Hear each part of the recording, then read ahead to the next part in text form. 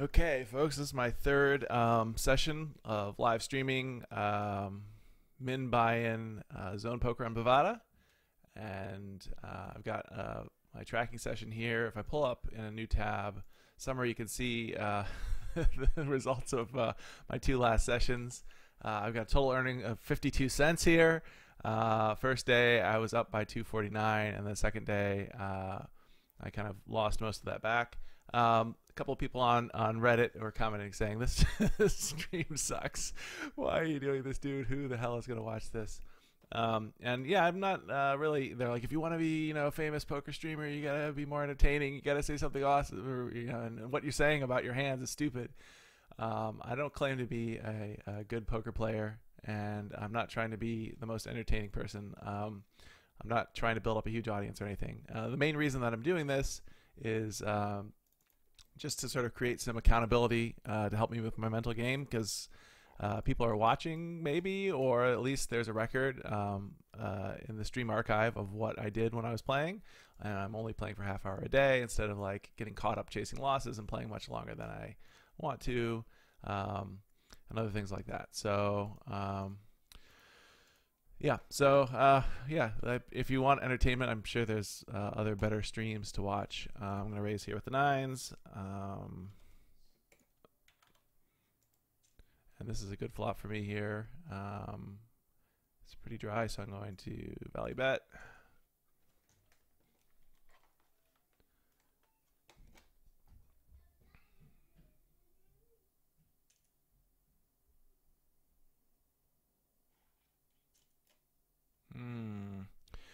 So re-raise here tells me that maybe he flopped a set or he flopped two pair. I don't know if he'd be re-raising with a flush draw. Or he's just trying to bluff me. I don't know. I'm going to fold.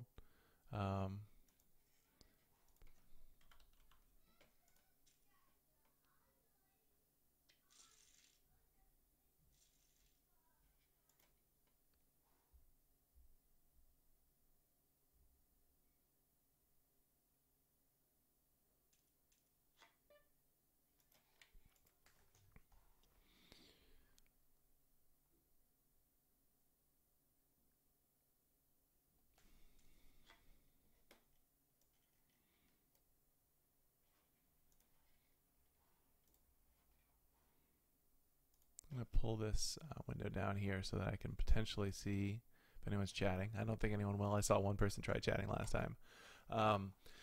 So another interesting thing about Zone is because it's anonymous and you're constantly getting reassigned to new tables, there's no reason to do constant bet sizing, regardless of your hand strength. So for example, like a blind steal, you might blind steal with trash. You could take less of a risk by doing a smaller bet, and then a situation where you're value betting pre-flop in that same position, maybe you could bet bigger. All right, so I'm going to raise with the sixes here from late position. Getting re-raised. I can't. Don't have the implied odds here with so I'd be calling with 40 cents. Definitely don't have the implied odds for set mining, so I think I need to fold that. Anyway, yeah, so oops, I hit the raise button incorrectly there. Just what I wanted to do was raise a little bit bigger than that. Get re-raised. I'm gonna go ahead and call this, and I flopped a set. Board is kind of wet here, but I'm still gonna value bet for now. Let's value bet a little bit higher to make it unprofitable to call with flush draw. Okay, so now there's two possible straight draws on the board. I'm gonna raise with this here from late position. Go ahead and value bet again.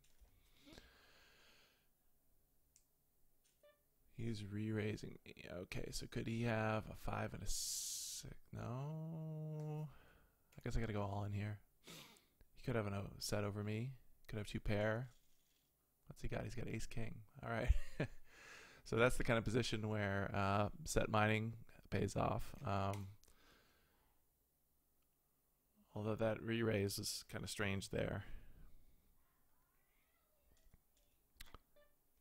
I don't know what he was. I guess it's basically just a bluff re-raise, but he has strong cards. I don't know if he's hoping to complete one pair by the river there.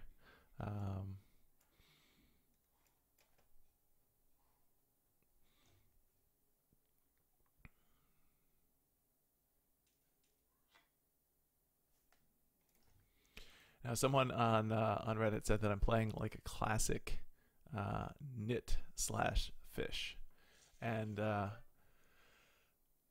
okay. So now what do I got? I have backdoor straight draw, flush draw, one pair. I guess this is an okay hand. I'm just gonna try and check through though.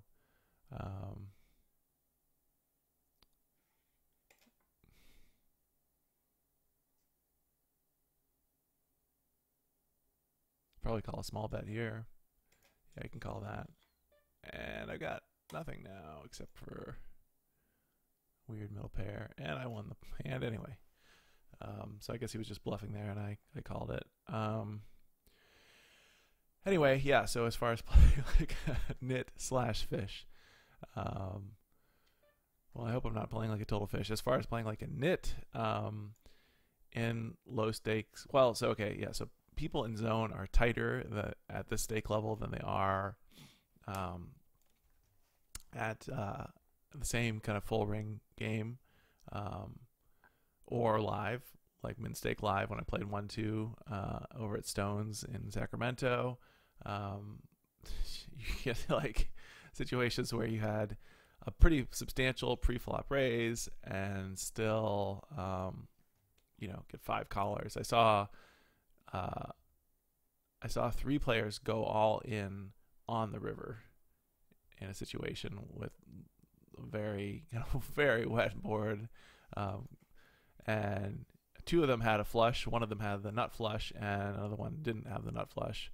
So that's understandable. Both of them may be going all in that situation, but the third person had 1 pair or something. It was, they had a pair of aces along with it. So it's like, wow. So seeing that kind of stuff happening, I don't see that happening as much in zone. I mean, unless like perfect storm happens where like you got one person with, aces, another with kings, and another with queens. But I don't see people going all in with trash or calling big raises with trash as much as I do in ring games. I think it's just a factor of, the factor of people not being as bored, and boredom kind of eats away at people over time, and they finally like, oh, finally I got a face card, I'm going to play it. I'm going to call this raise or whatever in full ring because people are just sitting there for so long. But still, I think people, for the most part, are playing more loosely than they should, even at zone. Well, I don't know what should means.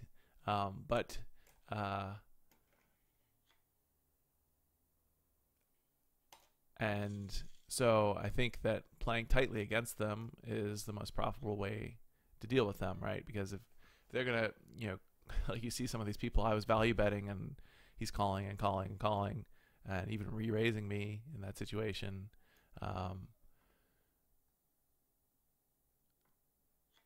I had to wait in that situation until, if someone's going to behave that way with ace king and they're not hitting anything, I do have to wait until I definitely have something that can beat them. I shouldn't be sitting there with like bottom pair or something in that situation. Anyway, yeah, so everything I've read says that, to exploit someone's weakness, if they're playing too tightly, you need to play more loosely to take advantage of the fact that they're folding too much. And if they're playing too loosely, you need to play more tightly to take advantage of the fact that they're going to be calling with worse hands when you have better hands. So you need to wait for those better hands. Now, maybe that's kind of beginner kind of thinking, but I think it does make a lot of sense. And so anyway, in terms of like waiting for good cards here or not calling a raise with queen jack or whatever, you know, even though I know they may be raising with queen jack, that doesn't mean I should call with queen jack.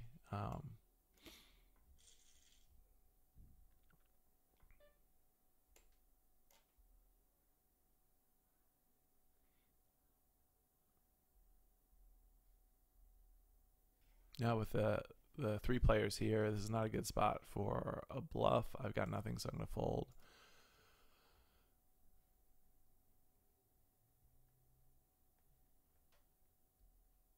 So anyway, the people who are making these comments were also kind of making fun of me for playing at this stake level. But you know, this stake level is what, you know, is where this kind of looser play can be found, and therefore you have to play in a certain way, I think, to play profitably against them and to exploit them the most.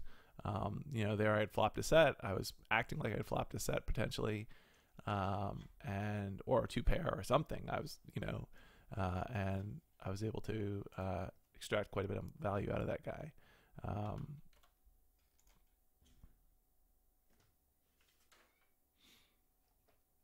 Probably shouldn't raise with the queen king in that position, but I wasn't really thinking there.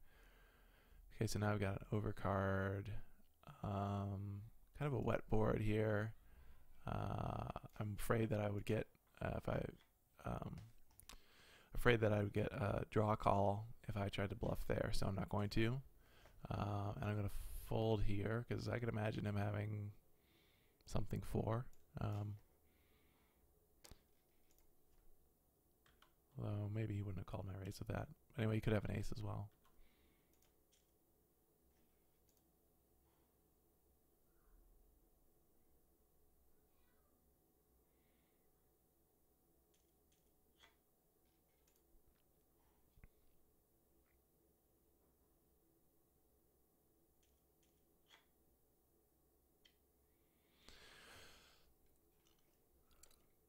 Okay, so we got this kind of dry board, but it's kind of got middle cards in there. Let's focus over here on dealing with these tens. I think I'm just going to check here. I have two callers, so the sort of bluff value bet. Okay, so now I've got top pair with the best kicker.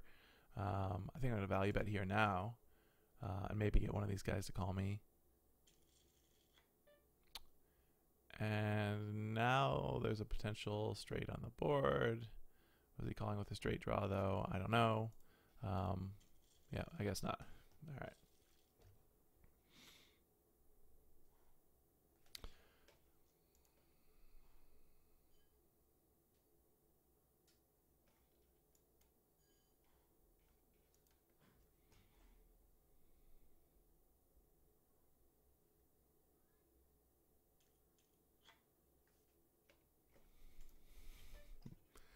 Yeah, so if you're looking for a way to think about this stream, you can say you think about it as like watch a guy who you know, knows enough about poker to get himself into trouble playing bad poker. How about that?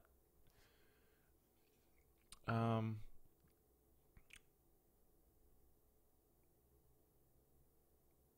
gonna raise from here, I guess, because I've got position on this guy.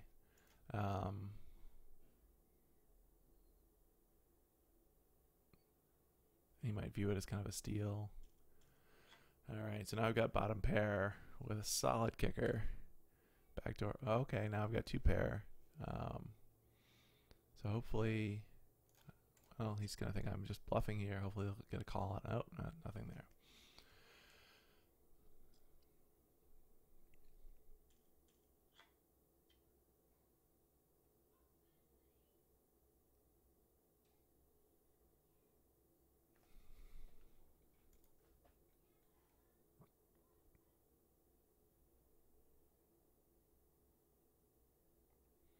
Okay, so I'm in a situation here where, well, I've got suited connectors, so I can call this raise. So now I have a gut shot. And I don't think I can call this gut shot here. Oh, I can call this. Oh, missed that. All right. I'm going to fold this.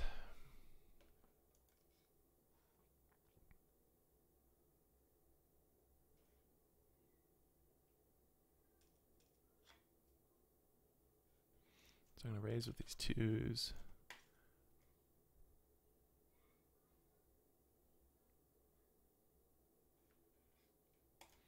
Got my Jack King here. Okay, so now I've got top pair with an okay kicker. So I guess I'm going to be value betting here. My twos did not, of course. Okay, so now there's an overcard. Just going to check through and see what he does. Probably fold to a substantial bet there. Yeah, did he flop an ace? Does he have straight? Folding my twos. I'm going to go ahead and fold that.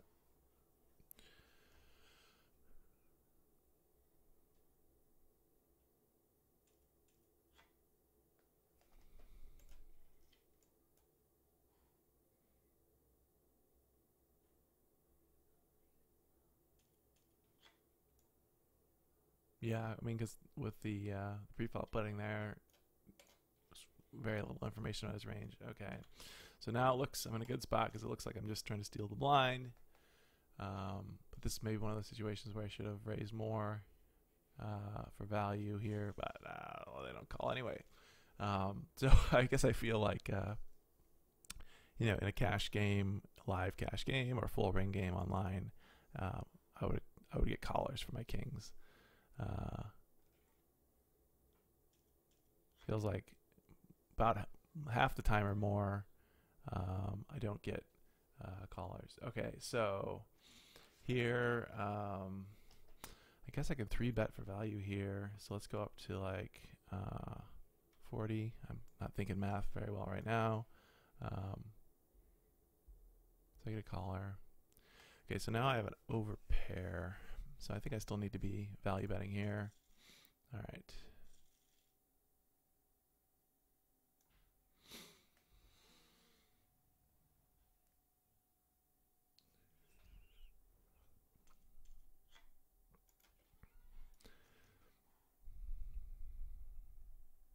So then you wonder what that guy would have had that would have been calling a 3-bet like that. Was he calling a 3-bet with probably ace something, right? Like ace, big ace, like ace king, ace queen. And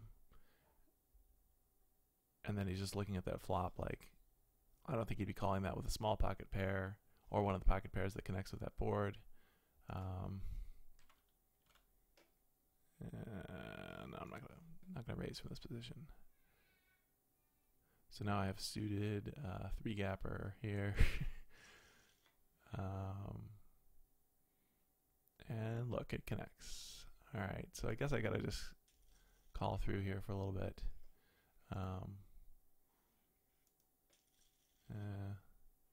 Nines and sixes, and now he may have yeah, I guess I gotta fold here now.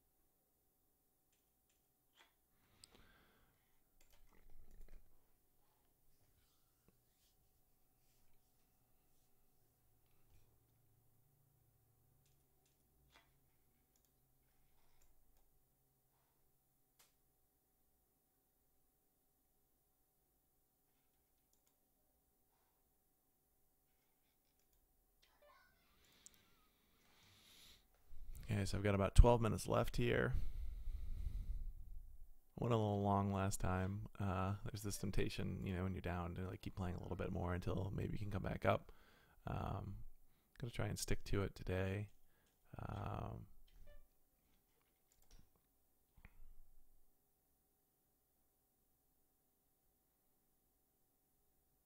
have 2 Broadway cards here in late position. I think I'm going to try and isolate this limper here with 20-cent raise. Again, same 2 Broadway cards in late position over here. It's kind of like a blind steal here. Wow, I did not isolate the limper. I did not isolate that limper.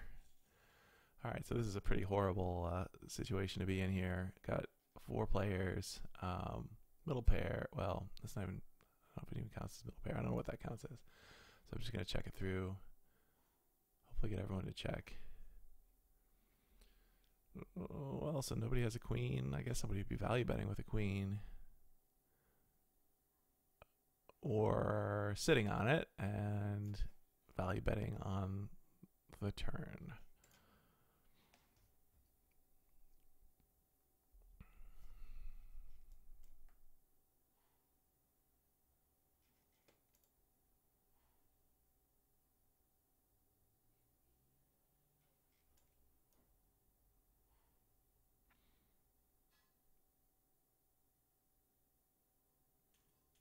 I think I read someplace that the term middle pair applies to a situation where you have a pocket pair that is not an overpair.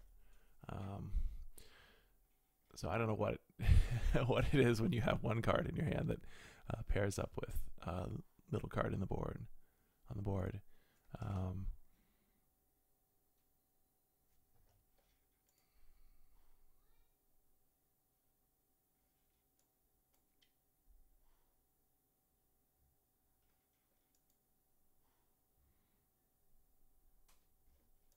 I mean, look at this. Look at this classic nit / fish, just rolling in profit here.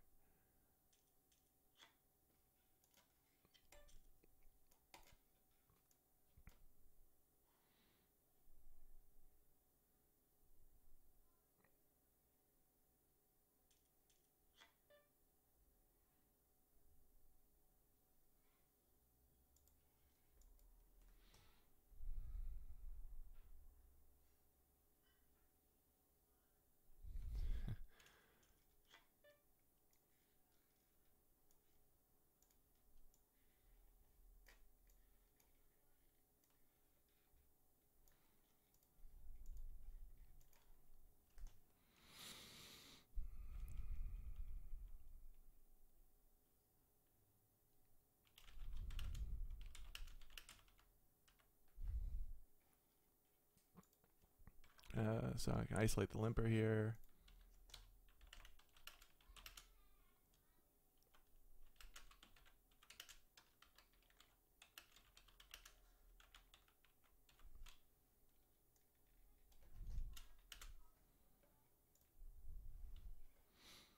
I guess I was paying attention to a chat on Twitch here. I got a call with Jack Ace for this raise. And so now I've got second nut flush draw and top pair with a decent kicker. So this is a value betting situation here.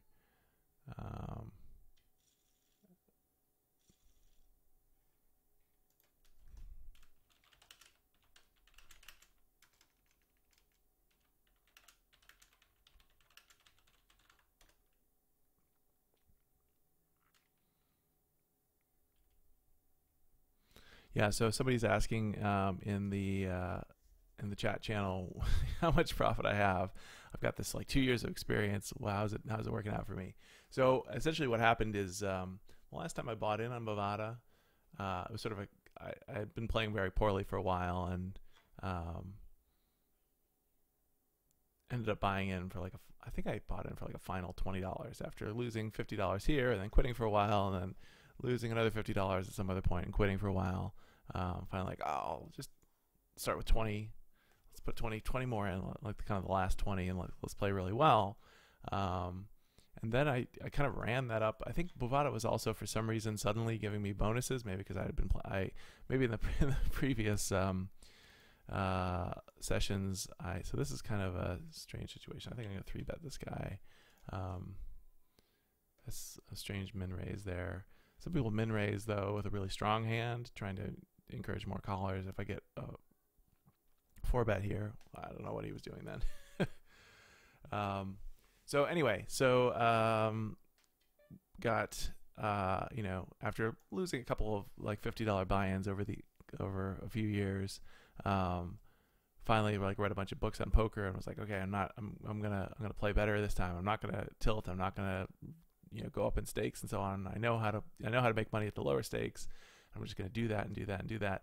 And so I did play pretty solidly and pretty well there for a while. And then because I was playing so much, suddenly Bovada was giving me kind of deposit bonuses from these old deposits in the past. I don't know, there was some bug in their system or something, but suddenly I had like, $20 bonus, $50 bonus. All these big bonuses were coming through along with my steady, good play that was kind of profitable over like a whole week of profitable play. And then I was like, whoa, at one point I was like from 20 up to $180.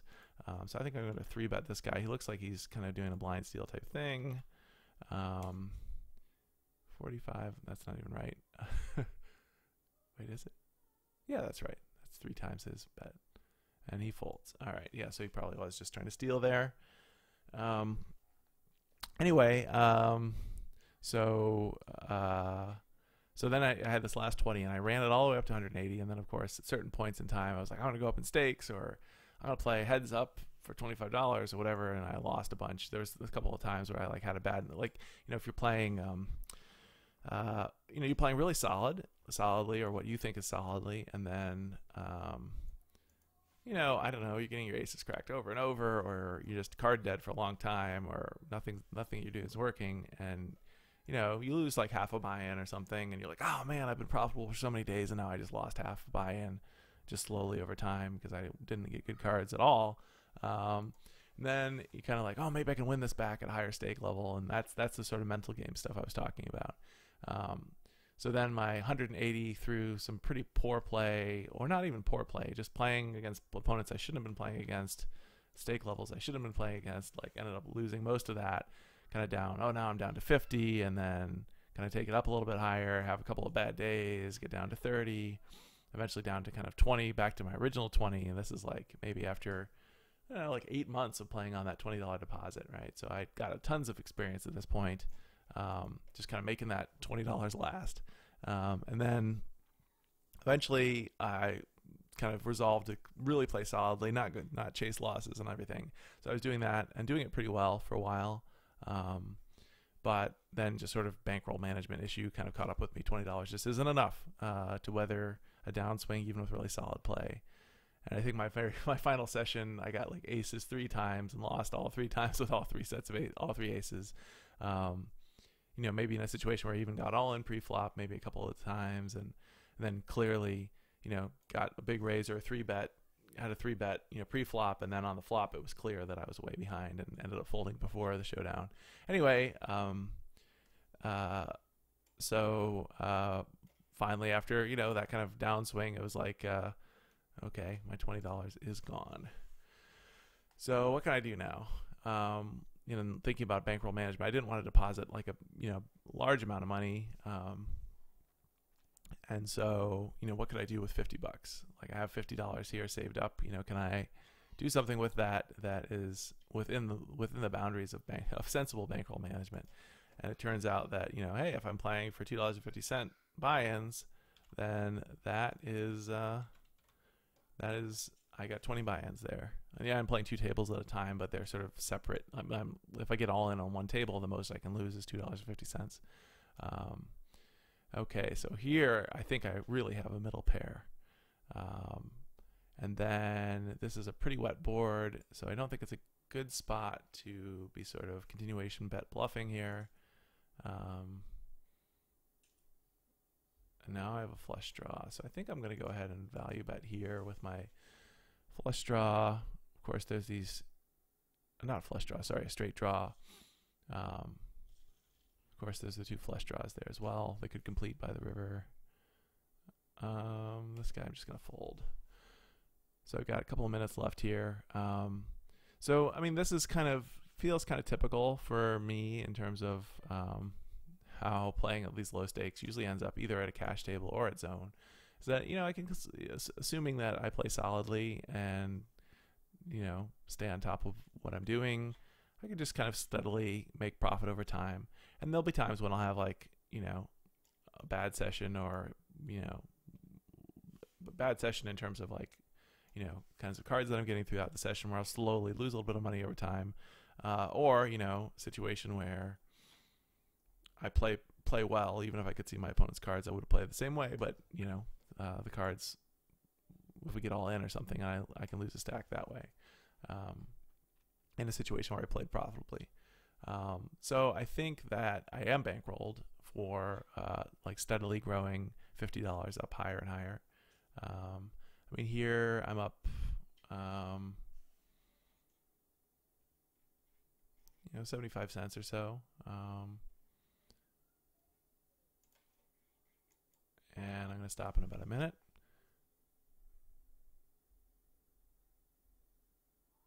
With the 2 years of experience that I have, because I'm so wizened. I mean, I played live poker, like, aside from a couple of trips to Vegas where I played many hours in a row.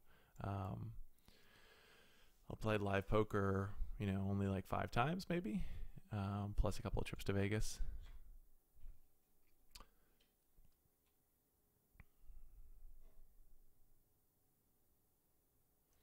So I don't think this is a spot where I can 3-bet here.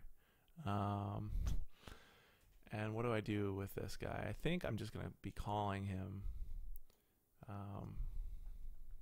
Okay, so now I have an overpair. I hope he doesn't have an overpair over me. I think I can call his continuation bet here. And then, okay, so I still have this overpair. I think this is a situation where I'm going to be value betting, hoping that he's got ace jack, ace king, something like this, and now he's going all in. And this is a situation where I don't know what to do at all here. Would he be going all in? Would he be raising with 3s or 9s? I think I gotta call him here. He's got jacks. Oh man, that's painful. That was a horrible hand to close with.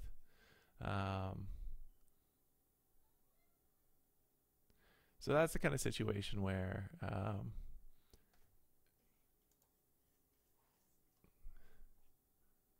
yeah, I don't know, I probably played that poorly.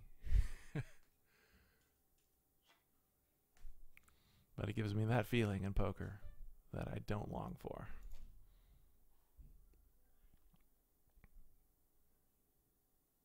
I mean, the all in there kind of looks like bluff.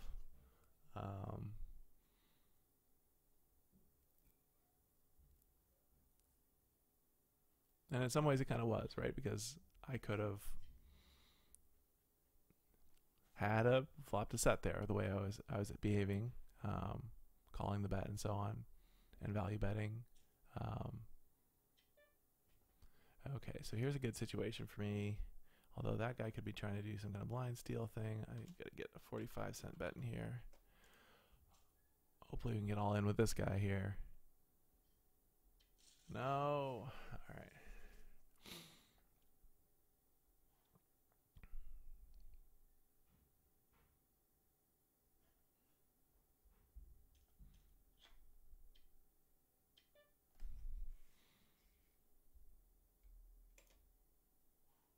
All right, so now I'm 2 minutes over. I should stop.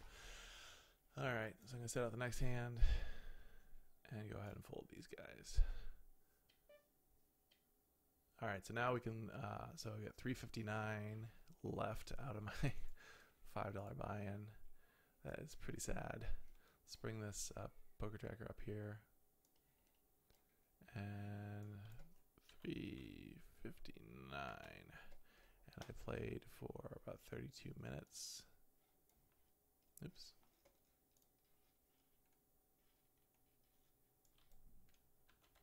So that is pretty horrendous. All right, so now we can see a summary. We can see my beautiful negative profit of 89 cents here after 3 days of playing. So my classic fish here. I guess this graph looks like it so far. Of course, it's just a downswing. And here I am sitting here with $49.11 left, weathering my downswing like a champion. Okay, folks, I will see you next time.